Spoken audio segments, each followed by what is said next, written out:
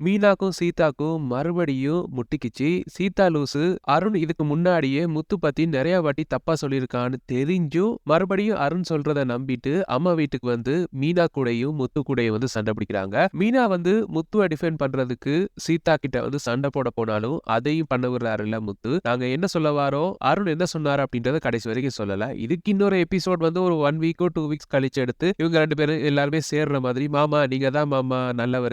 என் புருஷன் வந்து அந்த டைம் அப்படி பண்ணிட்டாரு. என்ன மன்னிச்சிருங்க மாமா" அப்படின்னு சொல்லப் போறாங்க. அந்த எபிசோடுக்காக இப்போ ஒரு சண்டைய வந்து கிளப்பி விட்டுருக்காங்க. சரி, இது ஒரு பக்கம் இருக்கட்டும். இப்போ வந்து மீனா செம்ம காண்டுல இருக்காங்க. அதாவது தன்னோட தங்கச்சி தன்னையும் தன்னோட ஹஸ்பண்டையும் வந்து தப்பா புரிஞ்சுகிட்டதுக்கு ஒரு முக்கிய காரணமா இருக்கிறது வந்து ரோஹிணி தான் அப்படின்ற ஒரு கோவத்துல இருக்காங்க. அதனால ரோஹிணிய வந்து வழமை போல கிச்சன்ல வந்து மீட் பண்றாங்க.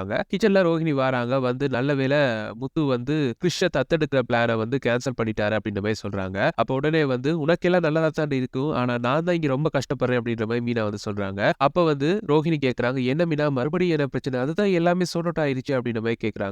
அதுக்கு வந்து மீனா வந்து சொல்றாங்க, "அதெல்லாம் ஒண்ணும் முடியல. இப்ப அது வளர்ந்து ரொம்ப பெருசா வெடிச்சு போயிருக்கு" அப்படின்ற மாரி மீனா சொல்றாங்க. "என்ன மீனா சொல்றீங்க? இன்னும் அந்த பிரச்சனை சரியாகலையா?" அப்படின்ற மாதிரி ரோஹிணி வந்து கேட்கறாங்க. அதுக்கு வந்து மீனா வந்து சொல்றாங்க, "அந்த பிரச்சனை முடிஞ்சிருச்சு. அந்த பிரச்சனையால ஆரம்பிக்கப்பட்ட பிரச்சனை இப்ப பெரிய பிரச்சனை ஆயிருச்சு" அப்படின்னு சொல்லி சீதா வந்து தன்னோட சண்டை பிடிச்ச விஷயத்த வந்து சொல்றாங்க.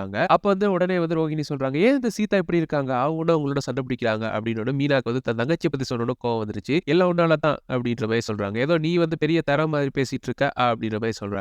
அப்ப வந்து "சரி மீனா என்னாச்சு?" அப்படின்னு கேட்டோன மீனா சொல்றாங்க, அதாவது அவர் வந்து கிருஷ தத்தெடுக்கலாம் அப்படின்ற மாரி என்கிட்ட வந்து கேட்டிருந்தார்ல, அதுக்கு வந்து நான் ஓகே சொல்லல. ஆனா என்ன காரணம்னு சொல்லல.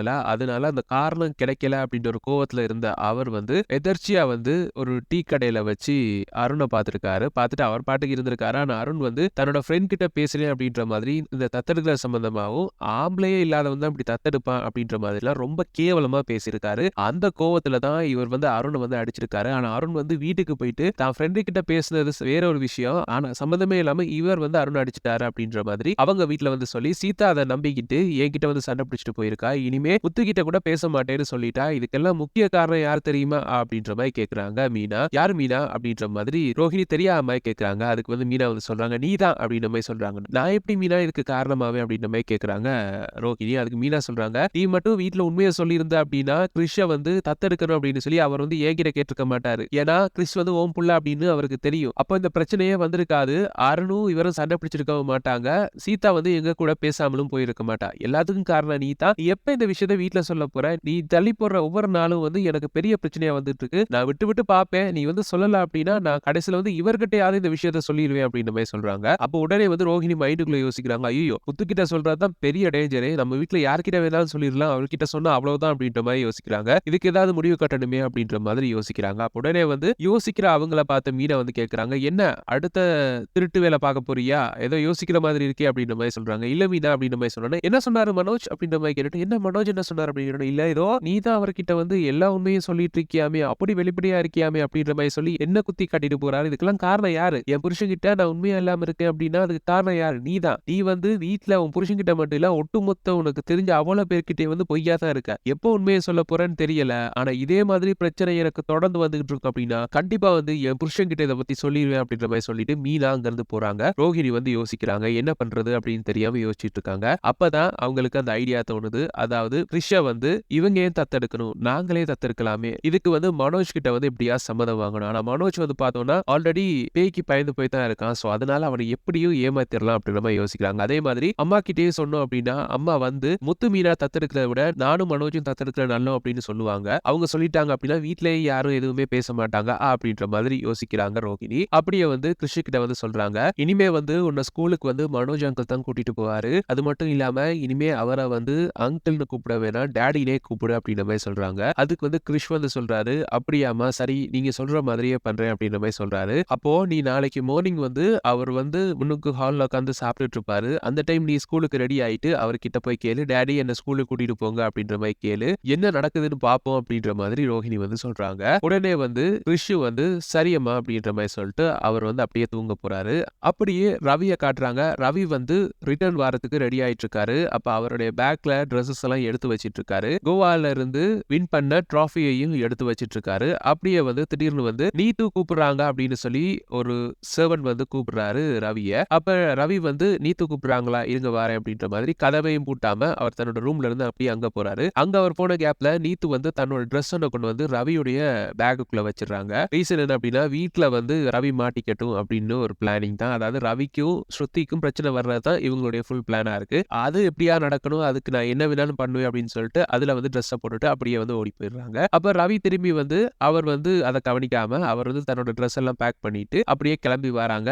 அப்படியே ரவி வந்து வீட்டுக்கு வராரு. வீட்டுக்கு வந்தோனே பேக்ல இருந்து ட்ரெஸ்ஸஸ் எல்லாம் எடுத்து வச்சிட்டு இருக்காரு. அப்ப வந்து பக்கத்துல ஸ்ருதியும் இருக்காங்க. அப்ப உடனே வந்து ஸ்ருதி வந்து ஒரு லேடீஸ் ட்ரெஸ்ஸ வந்து உள்ளுக்கு இருந்து எடுக்குறாங்க. "நீ எப்ப இருந்துடா லேடீஸ் ட்ரெஸ் போட ஆரம்பிச்ச?" அப்படின்ற மாதிரி ரவிய பார்த்து கேக்குறாங்க. ரவிக்கு பயங்கர ஷாக்கு. இந்த ட்ரெஸ் எப்படி உள்ளுக்கு வந்துச்சு அப்படின்ற மாதிரி யோசிக்கிறாரு. அப்ப வந்து கொஞ்சம் கூட யோசிக்காம, "இது என்னோட ட்ரெஸ் கிடையாது. இது வந்து நீத்தோட ட்ரெஸ் தான்" அப்படின்ற மாதிரி சொல்றாரு. உடனே ஸ்ருதி வந்து ஷாக்கா பார்க்கறாங்க. "என்னடா அவ ட்ரெஸ் எப்படி இதுக்குள்ள வந்துச்சு?" அப்படின்ற மாதிரி கேக்குறாங்க. அதுக்கு வந்து ரவி "எனக்கும் புரியல" அப்படின்ற மாதிரி சொல்றாரு. உடனே வந்து ஸ்ருதிக்கு விளங்கிடுச்சு. ஏன்னா ஸ்ருதிய பொறுத்த வரைக்கும் அவங்க எதையுமே வந்து மெச்சூர்டா ஹேண்டில் பண்ணுவாங்க. அவங்க சொல்றாங்க, "இப்ப தெரியுதா நீத்து பத்தி?" அப்படின்ற மாதிரி கேக்குறாங்க. "என்ன சொல்ற?" அப்படின்ற மாதிரி ரவிக்கு வந்து கேக்குறாரு. "இல்ல அவ பிளான் பண்ணி தான் அவ ட்ரெஸ்ஸ வந்து உன்னோட ட்ரெஸ்ஸுக்குள்ள வச்சிருக்கா. இங்க வீட்டுக்கு கொண்டு வந்து அத ஓப்பன் பண்ணி பார்க்கும்போது, வீட்ல நான் அத பார்த்து குழம்பணும். குழம்புனேன் அப்படின்னா கண்டிப்பா உனக்கு எனக்கும் பெரிய சண்டை வரும். அதுதான் அவளுக்கு வேணும். அதனால தான் இத பண்ணியிருக்கா. உனக்கு புரியுதா? இப்பயாவது உன் மரமண்டைக்கு அது புரியுதா?" அப்படின்ற மாதிரி கேக்குறாங்க ஸ்ருதி. ஆனா ரவி வந்து, "இல்ல, இல்ல நீத்து அப்படியெல்லாம் பண்ண மாட்டா. இது ஏதோ தவறுதலா வந்திருக்கு. அதாவது ட்ரெஸ் எல்லாம் நாங்க வந்து லாண்ட்ரிக்கு குடுத்து எடுக்கும்போது, லாண்ட்ரிக்காரன் தப்பா வச்சுட்டான் போல இருக்கு" அப்படின்ற மாதிரி சொல்றாரு. "நீ திருந்தவே மாட்டல்ல" அப்படின்ற மாதிரி சொல்றாங்க ஸ்ருதி. அப்ப வந்து ரவி, "இல்ல, இல்ல அப்படித்தான் வந்திருக்கும்" அப்படின்ற மாதிரி அங்க சொல்லிட்டு தனியா உட்கார்ந்து யோசிக்கிறாரு. நீத்து தொடர்ந்து இதே மாதிரி பண்ணிட்டு இருக்கா. இதுக்கு முன்னாடியும் வந்து நெறைய இடத்துல வந்து ஸ்ருதிய வந்து வெறுப்பேத்துறதுக்காக நெறைய விஷயம் பண்ணியிருந்தா. அது மட்டும் இல்லாம அன்னைக்கு இந்த கோவா ஃபெஸ்டிவலுக்கு போறோம் அப்படின்றத கூட ஸ்ருதியுடைய ரெஸ்டாரண்ட்க்கு வந்து தான் சொல்லணும் அப்படின்ற மாதிரி வந்தா. அதுல வந்து என்ன ஹக் பண்ணதா இருக்கட்டும், கிஸ் பண்ணதா இருக்கட்டும் எல்லாமே வந்து ஸ்ருதிய வெறுப்பேத்த தான். எதுக்காக இவ வந்து இப்படி ஸ்ருதிய வந்து வெறுப்பேத்திட்டு இருக்கா அப்படின்றது தெரியல அப்படின்ற மாதிரி ரவி வந்து யோசிக்கிறாரு. அது மட்டும் இல்லாம இது இப்படியே போச்சு அப்படின்னா கண்டிப்பா ஒரு நாள் வந்து ஸ்ருதி வந்து வெடிப்பா. அத வந்து தாங்கிக்கவே முடியாது. என்ன பண்றது அப்படின்னு தெரியல அப்படின்ற மாதிரி ரவி வந்து யோசிக்கிறாரு. அப்படியே வந்து ஸ்ருதி வந்து இத மெச்சூரா எடுத்துக்கிட்டதால இத வந்து பெருசா எடுத்துக்காம அவங்க பாட்டுக்கு போனோட வந்து பிஸியா இருக்காங்க. அப்ப ரவிக்கு வந்து புரிஞ்சிருச்சு. இத வந்து அவ பெருசா எடுத்துக்கல. ஆனா நீத்துக்கிட்ட வந்து இத பத்தி பேசணும். இப்படி பண்ணக்கூடாது அப்படின்னு சொல்லணும் அப்படின்ற மாதிரி ரவி வந்து யோசிக்கிறாரு. அப்படியே இந்த சீன் முடியுது. அப்படியே வந்து பார்த்தோம்னா மீனா, முத்து 2 பேருமே பேசிட்டு இருக்காங்க. அப்ப வந்து மீனா வந்து கேட்கறாங்க, "சாரிங்க" அப்படின்ற மாதிரி சொல்றாங்க. அதுக்கு வந்து முத்து சொல்றாரு, "இல்ல மீனா, நான் தான் உன்ன சரியா புரிஞ்சுக்கல" அப்படின்ற மாதிரி சொல்றாரு. அப்படியே வந்து சொல்றாரு, "இந்த அருணுக்கு என் மேல என்னத்தான் கோவம்னு தெரியல. எப்ப பார்த்தாலும் என்ன வந்து வெறுப்பேத்திட்டே இருக்காரு" அப்படின்ற மாதிரி சொல்றாரு. அதுக்கு வந்து மீனா சொல்றாங்க, "ஏன்னு தெரியல. அது அப்ப இருந்தே உங்களுக்கும் அவருக்கும் ஆகாது. இப்ப வந்து நீங்க ஒதுங்கி போனாலும் அவர் வந்து விடுற மாதிரி தெரியல. இனிமே இந்த மாதிரி எங்கேயாவது பப்ளிக்ல வந்து உங்கள வந்து வெறுப்பேத்துனாரு அப்படின்னா நீங்க வந்து கண்டுக்காம இருங்க. அதுதான் நல்லது. ஏன்னா சீதா வந்து இதெல்லாம் புரிஞ்சுக்கிற ஆளு கிடையாது. அவ இன்னும் சின்ன பொண்ணு மாதிரி தான் நடந்துட்டு இருக்கா" அப்படின்ற மாதிரி சொல்றாங்க. அதுக்கு முத்து வந்து சொல்றாரு, "அதுவும் சரிதான்" அப்படின்ற மாதிரி சொல்லிட்டு இருக்காரு. ஆனா முத்துக்கு வந்து சரியான கவலை. ஏன்னா சீதான்னு சீதா மேல வந்து அவ்வளவு பாசமா இருப்பாரு. ஆனா சீதா வந்து என்கிட்ட வந்து அப்படி பேசிட்டு போயிட்டாளே அப்படின்ற மாதிரி யோசிக்கிறாரு. அத வந்து மீனா கிட்ட சொல்லி கண் கலங்குறாரு. மீனாக்கு வந்து சரியான கவலையா போயிருச்சு. அந்த இடத்துல வந்து தன்னால வந்து எதுவுமே பேச முடியாம போயிருச்சு. இவர் இருந்ததால என்ன பேச விடல. ஆனா இத பத்தி நான் சீதா கிட்ட கண்டிப்பா பேசணும் அப்படின்ற மாதிரி மீனா வந்து யோசிக்கிறாங்க. அப்படியே நெக்ஸ்ட் டே வந்து மீனா யாருக்குமே சொல்லாம சீதா வீட்டுக்கு போறாங்க.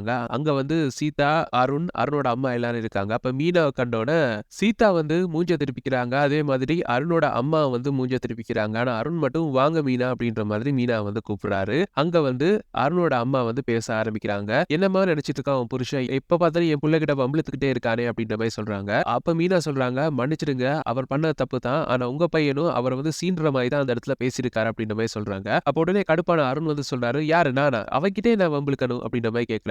அதுக்கு உடனே வந்து மீனா வந்து சொல்றாங்க, "கொஞ்சம் மரியாதையா பேசி பழகுங்க" அப்படின்ற மாதிரி சொல்றாங்க. சரி மரியாதையா பேசுறேன். நான் வந்து என் ஃப்ரெண்டு கிட்ட தான் பேசிட்டு இருந்தேன். ஆனா முத்து தான் தேவையில்லாம என்ன வந்து வம்பிழுத்தான் அப்படின்ற மாதிரி சொல்றாரு. ஆனா மீனா வந்து சொல்றாங்க, "நீங்க ஃப்ரெண்டு கிட்ட பேசினாலும் ஆனா நீங்க அவர குத்தி காட்டி தான் பேசியிருக்கீங்க. அதனால தான் அவர் அப்படி பண்ணியிருக்காரு. அதுக்காக நான் அவர் பண்ணதெல்லாம் நியாயம்னு சொல்ல வரல. ஆனா இனிமே இப்படி பண்ணாதீங்க பப்ளிக்ல" அப்படின்ற மாதிரி சொல்றாங்க.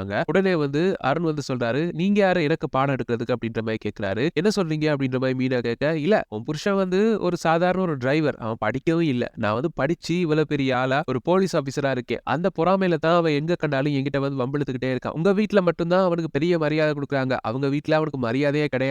உங்க வீட்ல கிடைக்கிற மரியாதை இப்ப நான் வந்ததால கொஞ்சம் குறைஞ்சிரும். அதாவது நான் படிச்சவன், அவன் படிக்காதவன். அதனால அவனுக்கு குறைஞ்சிரும் அப்படின்றதுக்காக தான் என் மேல எல்லா இடத்துலயும் வந்து கோவத்த காட்டிட்டு இருக்கான்" அப்படின்ற மாதிரி சொன்னோட மீனாக்கு வந்து செம்ம கோவம் ஆயிடுச்சு. "கொஞ்சம் வார்த்தைய அளந்து பேசுங்க" அப்படின்ற மாதிரி சொல்றாங்க. உடனே வந்து அருணோட அம்மா வந்து, "என்ன மீனா என்ன தங்கச்சி புருஷன் ஒரு மரியாதை கூட இல்லாம பேசிட்டு இருக்க" அப்படின்ற மாதிரி மீனா வந்து மிரட்டுறாங்க. அப்படியே வந்து இந்த எபிசோட வந்து முடிக்கிறாங்க. இதுதான் நாளைக்கு எபிசோட்ல நடக்கும் அப்படின்னு சொல்லி நாங்க ப்ரெடிக்ட் பண்ணியிருக்கோம். எங்களுடைய இந்த ப்ரெடிக்ஷன்ஸ் எப்படி இருக்குன்னு சொல்லக்கூடிய கருத்துக்களை கீழே கமெண்ட்ஸ் வாயிலாக தெரிவிச்சுக்கோங்க. மேலும் ப்ரெடிக்ஷன்ஸை பெற்றுக்கொள்ள எங்க சேனலை மறக்காம சப்ஸ்கிரைப் பண்ணி இணைந்திருங்க. தேங்க்யூ.